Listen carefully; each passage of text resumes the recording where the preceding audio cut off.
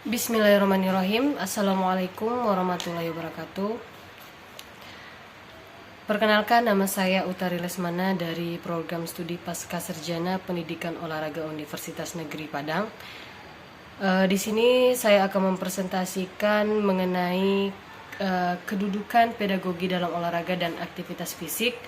Presentasi ini dibuat untuk memenuhi tugas mata kuliah pedagogi olahraga dosen pengampu Profesor Dr.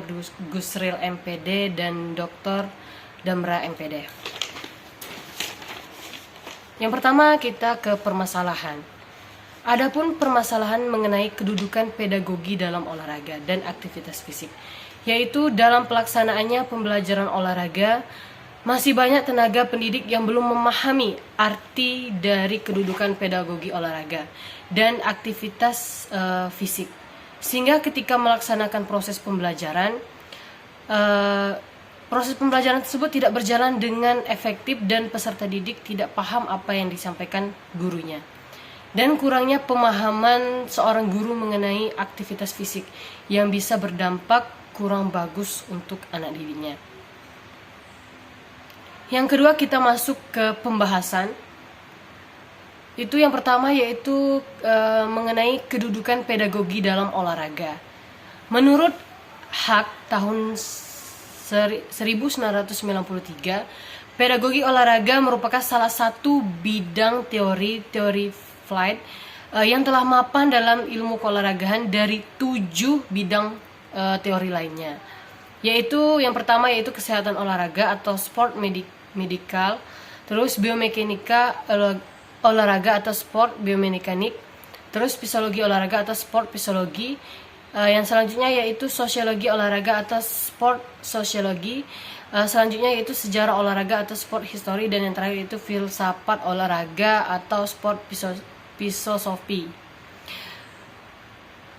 Sedangkan menurut SEA dalam Wawan S tahun 2004 menyimpulkan bahwa pedagogi olahraga merupakan salah satu bidang kajian dalam ilmu pendidikan jasmani dari bidang-bidang yang lain, yaitu kinesiologi anatomis atau anatomical kinesiologi, terus biomekanika atau biomekanik, terus fisiologi olahraga, kebugaran dan kesehatan, perkembangan motorik, pembelajaran dan pengontrolan motorik, psikologi olahraga, dan yang terakhir yaitu pedagogi olahraga. Berkaitan dengan adanya penelitian yang menjadi garapan pedagogi olahraga, maka pedagogi olahraga memiliki fungsi untuk memahami proses pembelajaran aktivitas manusia atau human movement. Setiap orang berkecimpung dalam pedagogi olahraga memiliki kewajiban untuk menjelajahi daerah-daerah misteri yang belum terungkap dalam proses pembelajaran human movement. Yang selanjutnya yaitu teori belajar olahraga. Yang pertama yaitu klasifikasi keterampilan motorik. Perkembangan ilmu keolahragaan dan perbedaan yang kuat dari disiplin ilmiah memerlukan pembahasan secara ilmiah sebagai hubungan dari salah satu aspek ilmu keolahragaan, teknik pengajaran olahraga, dan sebagian dari ilmu keolahragaan. Semua itu penting untuk dipahami karena teknik pengajaran berasal dari teori pendidikan fisik. Para ahli membuat klasifikasi untuk mempelajari keterampilan motorik. Secara umum ada 3 klasifikasi keterampilan motorik. Yang pertama yaitu klasifikasi berdasarkan kepresisian gerakan yang dilakukan, keterampilan motorik kasar atau gross motor skill, dan keterampilan motorik halus atau fine motor skill. Kedua yaitu sistem yang mengklarifikasi gerakan berdasarkan perbedaan titik awal dan akhirnya, yaitu keterampilan motorik terpisah atau discrete motor skill dan keterampilan motorik berkelanjutan atau continue motor skill. Ketiga yaitu kategori yang berdasarkan stabilitas lingkungan tempat melaksanakan gerakan. Keterampilan motorik tertutup atau closed motor skill, dan keterampilan motorik terbuka atau open motor skill. Perluasan gerakan dari ketiga klasifikasi tersebut akan mengubah sifat sifat keterampilan saat dilakukan dari satu tahap ke tahap berikutnya. Untuk mengetahui perubahan yang terjadi pada pembelajaran motorik, perlu diukur kemampuan prestasi motorik tersebut. Pengukuran kemampuan akademik merupakan elemen yang penting dalam proses motorik. Selanjutnya yaitu tahapan belajar dan transfer of learning keterampilan motorik. Belajar keterampilan motorik memerlukan waktu dan latihan. Seseorang belajar sesuatu melewati beberapa tahap, yaitu kognitif, asosiatif, dan otonomis. Adapun menyebut dua tahapan belajar, ya, dua tahapan belajar yaitu verbal motor dan motor. Selanjutnya yaitu mengaju dua tahapan belajar berdasarkan tujuan pembelajaran, ya, yaitu memperoleh pengertian gerakan dan penyempurnaan atau peragamaan. Selanjutnya yaitu transfer of learning, biasanya didefinisikan sebagai pengaruh pengalaman terdahulu yang dimiliki terhadap pembelajaran keterampilan baru atau keterampilan yang dilakukan pada kondisi yang baru. Yang ketiga, kita masuk ke cara menilai hasil belajar. Untuk mengetahui perubahan keterampilan motorik yang terjadi dapat menggunakan 3 metode. Pertama yaitu observasi praktik, ya, yang mengukur prestasi seseorang dalam jangka waktu latihan tertentu dengan membaca kurva data proses belajarnya. Kedua yaitu uji retensi atau retention test yang mengukur kemajuan seseorang dengan cara memberikan ujian setelah periode waktu tertentu tidak latihan dan biasanya diberikan dalam kondisi yang sama dengan saat berlatih. Ketiga yaitu uji peralihan transfer test yang mengukurnya dengan cara pembelajaran melakukan keterampilan pada kondisi yang berbeda dengan kondisi latihan atau melakukan bentuk baru dari keterampilan yang dilatihkan. Adapun landasan filsafat pedagogi olahraga menurut Toho Cholik M tahun 2011 adalah sebagai berikut. Yang pertama, falsafah pendidikan jasmani olahraga dan kesehatan menjelaskan manfaatnya. Yang kedua yaitu falsafah pendidikan jasmani olahraga dan kesehatan berpengaruh terhadap pengembangan pelaksanaan pendidikan. Yang ketiga yaitu falsafah pendidikan jasmani olahraga dan kesehatan memiliki makna penting dalam pengembangan profesionalitas pelaksana. Yang keempat yaitu falsafah pendidikan jasmani olahraga dan kesehatan memberikan bimbingan kepada pelaksana untuk bertindak. Yang kelima, falsafah pendidikan jasmani olahraga dan kesehatan akan memberikan arah pengembangan profesi.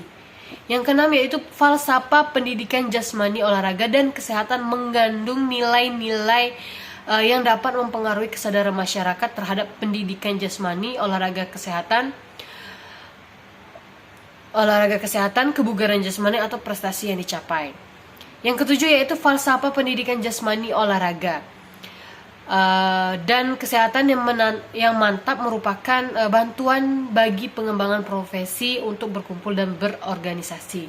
Yang terakhir yaitu falsafah pendidikan jasmani olahraga dan kesehatan menjelaskan hubungan dengan pendidikan secara umum. Filsafat modern pendidikan jasmani olahraga dan kesehatan ini cenderung bersifat selektif dan memberikan arahan program yang menekankan pada beberapa ciri sebagai berikut. Yang pertama yaitu individu sebagai manusia unik yang memiliki karakteristik dan kebutuhan yang bervariasi. Yang kedua yaitu nilai kemanusiaan yang termasuk kecintaan dan ketulusan. Yang ketiga yaitu pengajaran terpusat pada peserta didik. Yang keempat yaitu aktivitas bervariasi, maksudnya di sini jangan monoton, harus bervariasi. Sebagai seorang guru kita harus mengajar bervariasi dan jangan sampai monoton, karena kenapa nanti dalam proses pembelajaran tersebut bisa membuat anak cepat bosan ketika dalam proses pembelajaran tersebut. Yang terakhir yaitu suasana kelas yang tidak kaku, ya, yang tidak kaku. Yang selanjutnya yaitu minat dan kebutuhan anak dan masyarakat. Guru sebagai motivator dan fasilitator maksudnya. Yang terakhir yaitu pengembangan kepribadian seutuhnya, ya, fisik, mental, sosial, intelektual, emosional dan spiritual. kita ke selanjutnya, yaitu mengenai aktivitas fisik. Aktivitas fisik, kita perlu ketahui dulu apa itu aktivitas fisik. Aktivitas fisik merujuk kepada gerakan yang membutuhkan kontraksi otot. Setiap kegiatan sehari-hari seperti naik tangga, berkebun, membereskan rumah, naik tangga dan lain sebagainya itu termasuk aktivitas fisik. Kegiatan fisik atau aktivitas jasmani didefinisikan sebagai aneka gerakan tubuh yang dihasilkan oleh otot kerangka, di mana gerakan tersebut menghasilkan pengeluaran energi. Itu menurut Rusli Lutan et al. Tahun 2001. Kegiatan fisik mencakup berbagai jenis dan bentuk kegiatan, meliputi aktivitas fisik pada saat melakukan pekerjaan, kegiatan olahraga, kegiatan pada saat mengisi waktu senggang, dan kegiatan rutin sehari-hari. Sementara olahraga merupakan bentuk khusus dari aktivitas fisik tersebut yang terstruktur dan terencana dengan mengikuti aturan-aturan yang berlaku, dengan tujuan tidak hanya untuk membuat tubuh jadi lebih bugar, tetapi juga untuk mendapatkan prestasi. Itu pengertian dari olahraga. Yang termasuk dalam olahraga antara lain sepak bola, bulu tangkis, basket, berenang, voli, dan lain sebagainya. Kecenderungan makin menurunnya minat dan keinginan dan partisipasi masyarakat untuk melakukan kegiatan olahraga merupakan hal yang sangat memprihatinkan, karena keadaan demikian memungkinkan dengan mudah muncul penyakit akibat kurang gerak. Selanjutnya sudah kita ketahui masalah pengertian dari aktivitas fisik tersebut. Selanjutnya kita ke intensitasnya. Mungkin Anda mengetahui bahwa olahraga tidak setiap hari dilakukan, karena memang kebanyakan bentuk atau cabang olahraga tidak ada yang setiap hari ya. Lain halnya dengan aktivitas fisik. Merupakan kegiatan rutin, kebanyakan memiliki intensitas yang lebih sering dibandingkan dengan olahraga. Selanjutnya yaitu mengenai aktivitas fisik tidak membutuhkan area yang luas ya. Aktivitas fisik tidak membutuhkan area yang luas. Aktivitas fisik tidak memerlukan area yang luas, misalnya jogging. Aktivitas fisik ini tidak membutuhkan area yang begitu luas sebab dilakukan oleh beberapa orang saja, sementara olahraga cenderung pada aktivitas yang luas dan dilakukan oleh orang yang lebih banyak dibandingkan dengan ketika aktivitas fisik. Misalnya sepak bola membutuhkan lapangan yang luas. Selanjutnya yaitu aktivitas fisik dalam olahraga. Perbedaan berikutnya yang mungkin Anda sudah mengetahui yaitu aktivitas fisik terkadang dijadikan sebagai program latihan fisik pada cabang olahraga tertentu. Tujuannya adalah untuk melatih beberapa elemen yang memang dibutuhkan untuk membuat seorang atlet memiliki kondisi fisik yang prima. Aktivitas fisik yang umum dilakukan dalam menunjang olahraga tersebut seperti jogging, pemanasan, atau pergerakan dengan sebagainya, dengan tujuan untuk melatih ketahanan kardiorespiratori, kekuatan otot, fleksibilitas, dan digunakan untuk membantu melatih daya tahan otot. Aktivitas fisik atau olahraga yang terencana dan teratur secara dilakukan dilakukan secara rutin bermanfaat untuk kesehatan dan kebugaran fisik bagi yang melakukannya. Dengan demikian, kesehatan dan kebugaran jasmani seseorang akan dapat melaksanakan tugas sehari-hari dengan tidak mengalami kelelahan yang berlebihan. Itu yang dimaksud dengan bugar ya.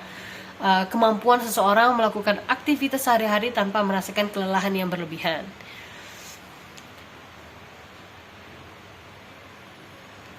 Maka sudah saatnya kita mulai membiasakan diri melakukan aktivitas fisik dan olahraga sebagai kebutuhan kehidupan sehari-hari. Sebagaimana dalam melakukan olahraga dilakukan pada intensitas sedang, olahraga sangat baik untuk kesehatan dan kesegaran jasmani. Dengan begitu kita dapat bekerja dengan baik dan kesegaran jasmani seseorang akan lebih produktif.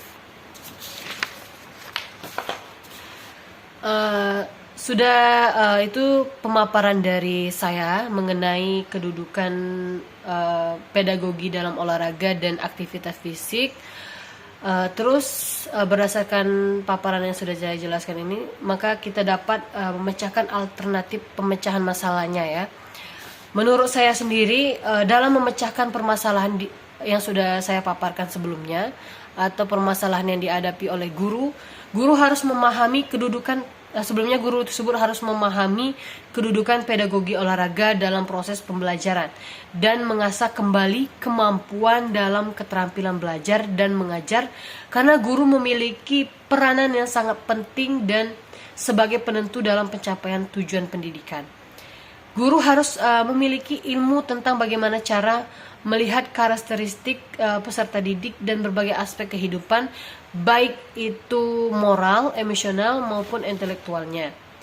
Selain itu, guru harus paham mengenai aktivitas fisik yang bisa berdampak bagus untuk kesehatan peserta didiknya.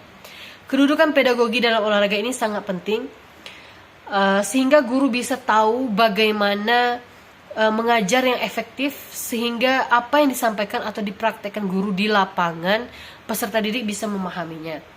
Karena melalui pedagogi, guru akan mendapatkan ilmu terkait mendidik, mengembangkan sikap mental anak, mengembangkan hati nurani anak atau kata hati anak, sehingga anak akan sensitif terhadap masalah kemanusiaan, harkat derajat manusia.